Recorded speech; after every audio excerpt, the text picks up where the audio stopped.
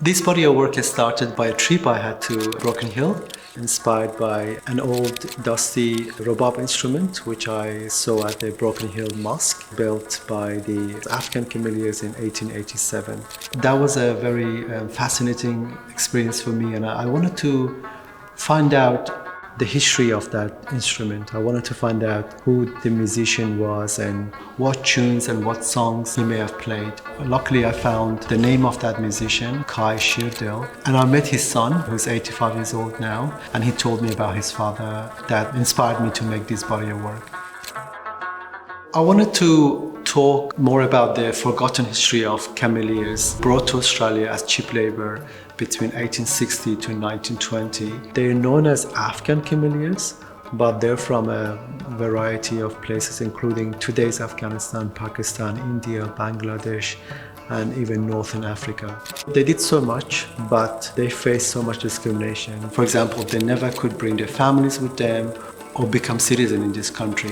Once the railway is built, once the telegraph line was ready, they ended up living in this society, but as a second-class citizen. They lived in fear and they lived in limbo.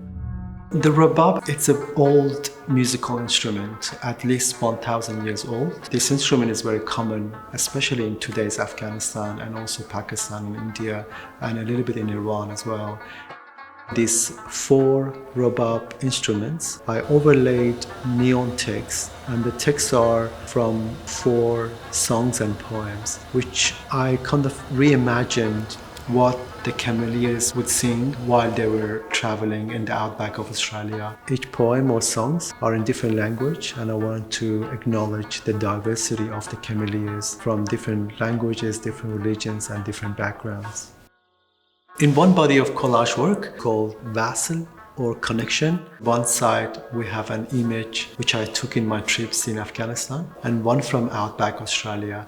And I wanted to show how there is invisible lines between Australia and Afghanistan. In another collage works, it's called Blooding, and it refers to the war crimes done by ADF in Afghanistan. Australia was involved for 20 years in war in Afghanistan, and a number of wrongful killings happened, including these 39 alleged killings.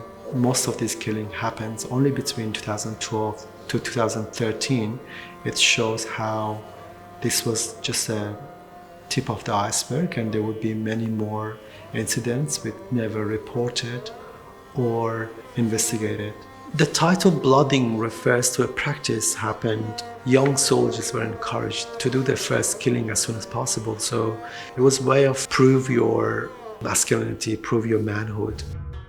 As part of this exhibition, I invited 2 Cameleer descendants, John and Jim Hinton, who gave me 6 of their paintings, and also 1 painting by Ali Baba Orang, the well-known Hazara artist based in the US.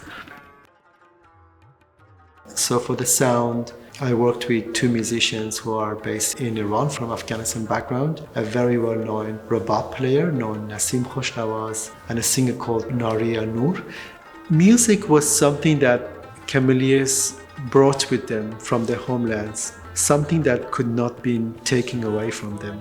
In many cases, their names were changed. They couldn't have their loved ones with them anymore, but those songs, those poems, were with them, you know. So I think that was something beautiful, and also music was a bridge between First Nations and the Cameleers. So when audience coming within this space, they can hear the sound of rabab.